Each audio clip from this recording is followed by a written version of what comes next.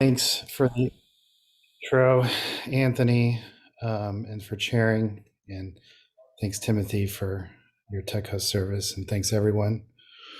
Thanks to the co hosts who managed the little uh, attack that we just witnessed. So, yes, my name's Omar. I'm an alcoholic. And my sober date is what, July 11th, 2021. So I've been sober for about 8 months.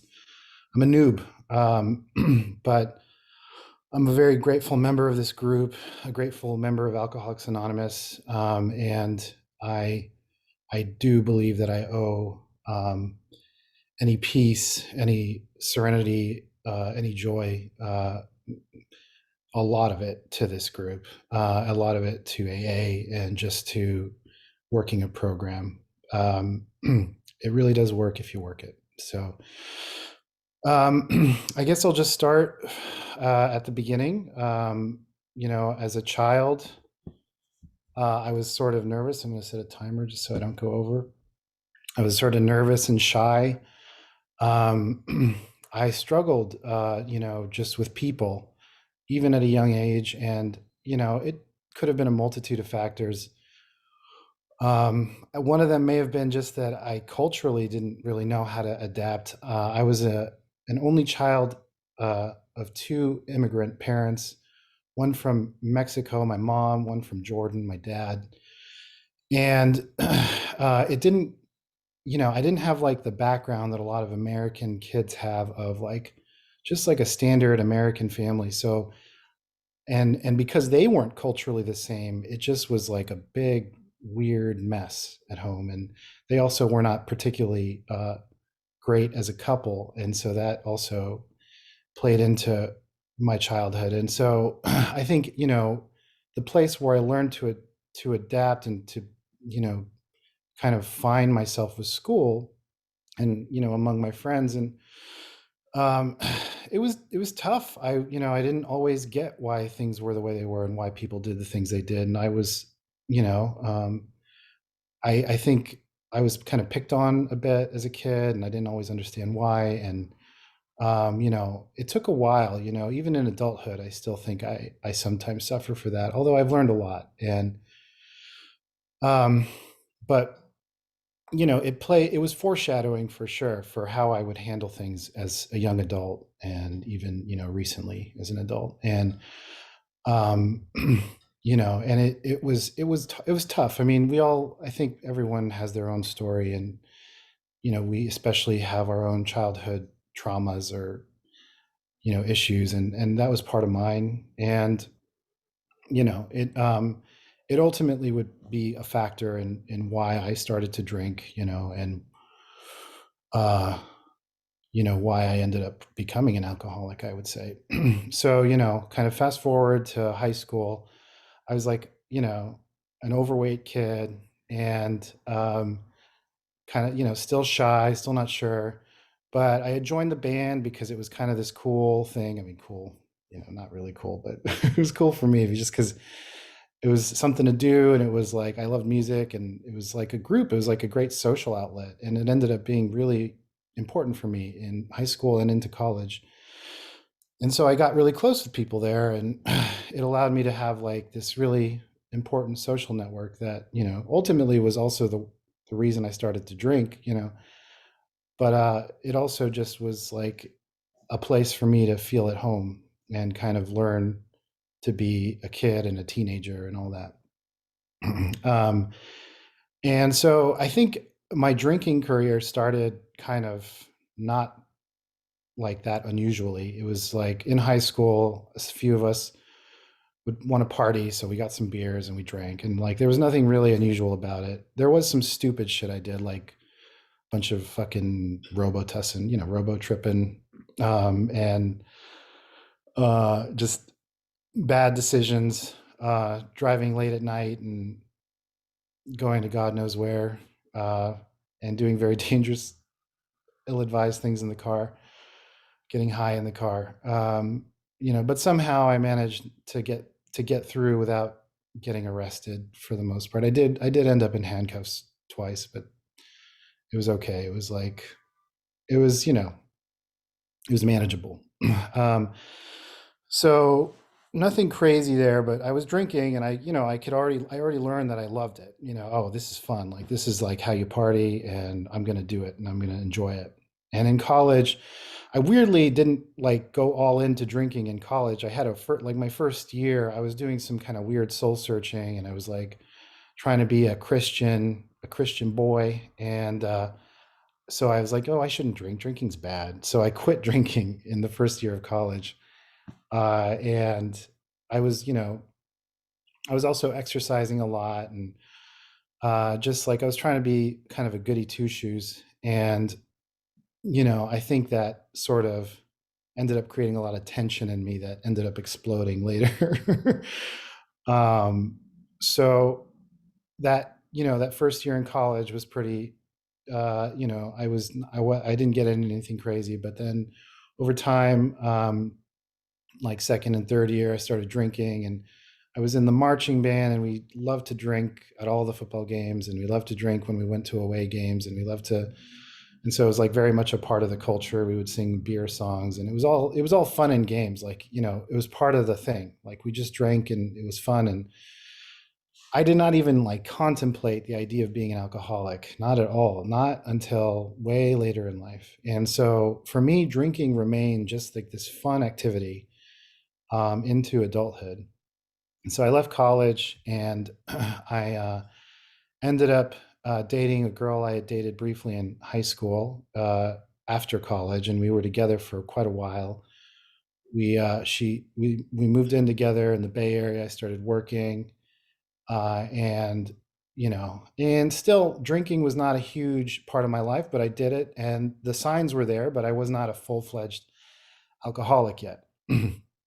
um, and so fast forward, I moved to New York with her. We break up, and it was pretty tough, but we had been together for 7 years by then.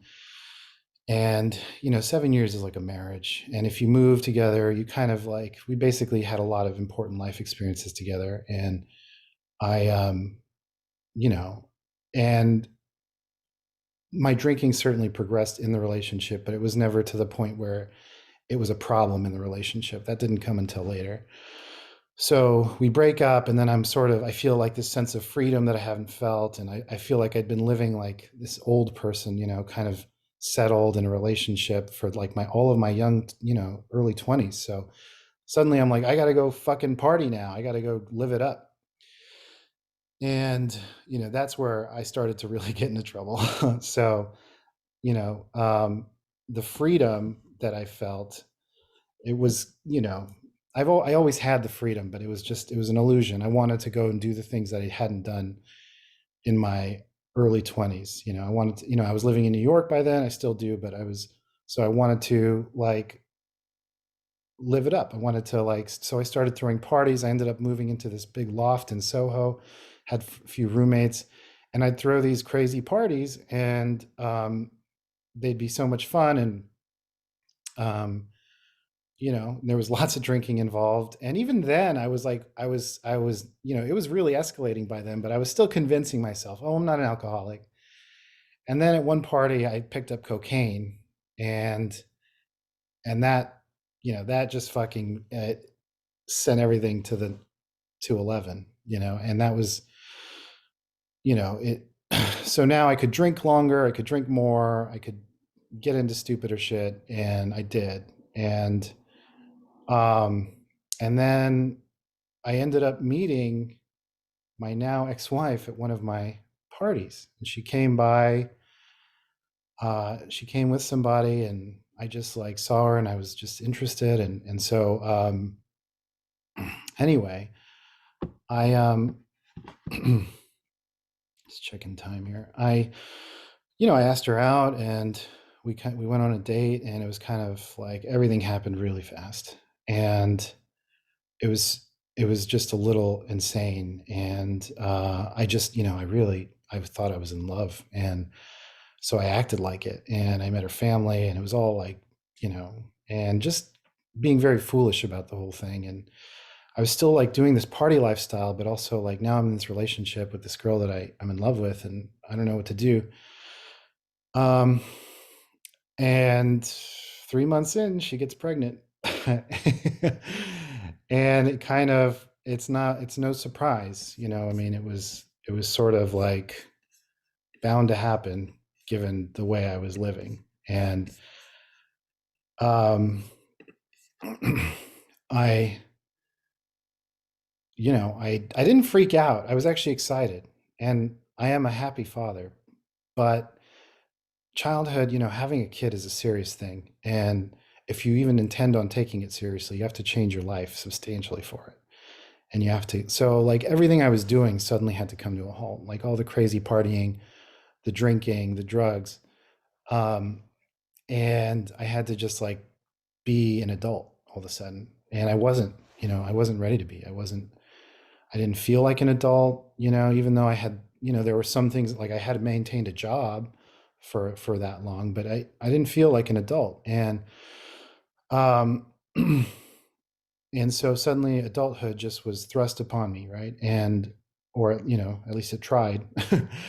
And so she's pregnant, and I always thought I'm the guy who's going to like, I'm going to quit drinking when, my wife is pregnant, with her. I'm in solidarity. I'm going to do it. And that didn't happen at all. I mean, she kind of had the attitude, oh, I don't want you to stop drinking. You should be able to do what you want.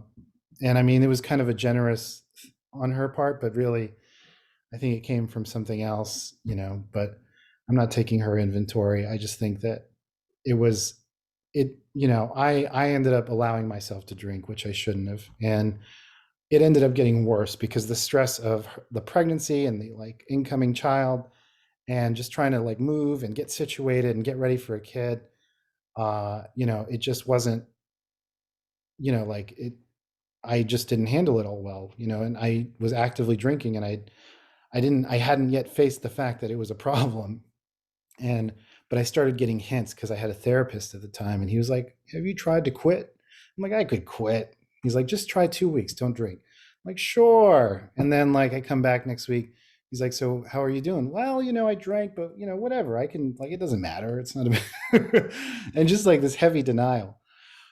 Um, and the denial was, it was heavy. It stuck around uh, until after my daughter was born, and um, basically I almost didn't make it to the hospital. I like we had a planned date. She had to get a cesarean, and I almost didn't make it because I had drank, and I was just like, I was unnerved. I didn't I wasn't like, I didn't know what to expect, but I thank God I was there, and I witnessed the birth, and I cut the cord and everything, but I was hungover, you know.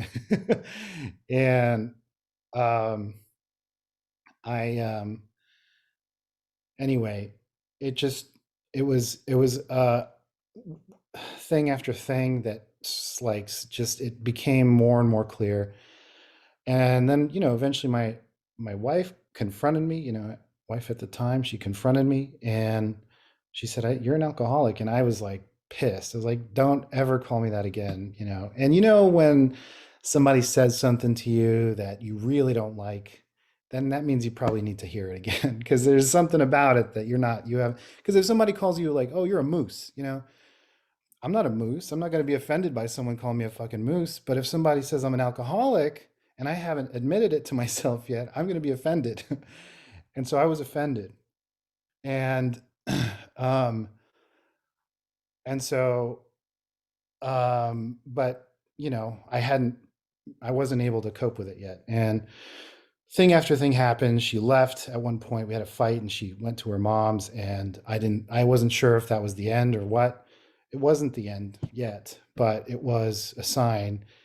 And I decided, okay, I'll start going to AA. And so I started going, and I couldn't really put days together. And I just, and so for like a year or something, I was going kind of in and out, in and out. And I would be sober for like a week or 2 weeks, and I would think it's great. I'm like, oh, well, I've drank less than ever, before, but I would keep relapsing over and over. I just couldn't hold on to it. because I wasn't taking it seriously enough, because there's a certain, I don't know, there's a gravity that you have to appreciate. And that bottom, that it has to be an emotional belief. It can't just be an intellectual idea. It's got to be like an emotional idea on some level. And it was just this intellectual idea that I had. Oh, I'm an alcoholic, sure. Eventually, it became an emotional idea, and I think it probably happened around 8 months ago. And how I got to that 8 months was, um, the trail that took me there was I had tried rehab and failed. I immediately relapsed after rehab, which was just insane. I guess people do it. I've heard that people do that, but I just, if you think about how crazy it is to go to a place to recover from alcohol, and then the first fucking thing you do when you get home is drink. I mean, you have a problem when you do that. And so I had a problem. And so that kind of scared me into sobriety for a while. Not for long, but for like 5 months ish, 4 months. I can't remember now. And um, after that insane relapse, um, and then my wife and I just could not get it together. She tried coming back, but it just wasn't working.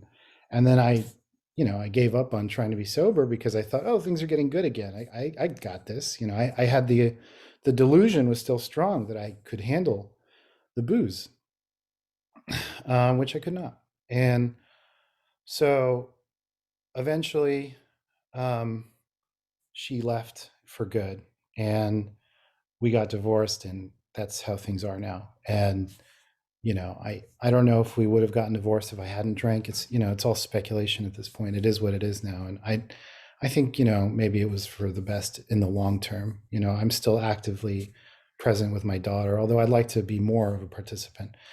Anyway, um, get to the good part.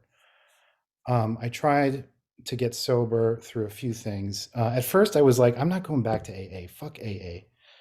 And I had this attitude that I was going to get sober by some other means, some spiritual or some, I don't know what, or just like smart recovery or whatever, some medication. And I tried the medication, and I'll be honest, the medication helped a lot. I took the naltrexone, I took the Vivitrol, and I took the Antabuse, um, and those things helped, because Antabuse will make you sick if you drink, right? And there was a point where I needed that. I needed to be literally sick to my stomach the moment I drank, because that's how strong the compulsion still was. And um, that just helped me get some time together, get a week, get 2 weeks. And my mom came, and she kind of stayed with me for those first 2 weeks. And then I didn't know what the fuck I was going to do after she left. And that's when I found 5D. And 5D has been insane, like just huge for me. It's been because we meet every night without fail, we meet. And that's when I drink every night. I'm bored at night, I drink. So just having this thing as the substitute for my drinking norm, my drinking behavior, just was massive. And you know and like on top of it, I feel like I've made great friends. And so in addition to staying sober, and I've also learned a lot, and I have this network that I love, and I've met people in person. We went to Iskipa. I mean, it's been beautiful, right? And I'm only 8 months sober, and I'm already totally convinced that this is 1,000 times better than my drinking life ever was. And I've done and now sobriety doesn't feel that difficult or scary, and the idea of staying sober doesn't sound scary. It sounds awesome. But in those early days, I had to do shit. Like I had to do the medication. I also I threw myself into random shit. Like I was trying to get into real estate, into day trading and spiritualism. And I'm still into those things, but I'm like, I don't need to put all of my mind into those now, because I can kind of take a step back and just be with myself a little more now. And people know that I meditate a lot. Come in the mornings at 7 a.m. Eastern to join us for meditation. But the point is, you know, I have these things now, and they help keep me sober, and I'm so grateful. And I'm just so convinced that sobriety is the best way to live, and it helps tremendously to have a group like 5D. So thank you, Anthony. Uh, And that's it for me.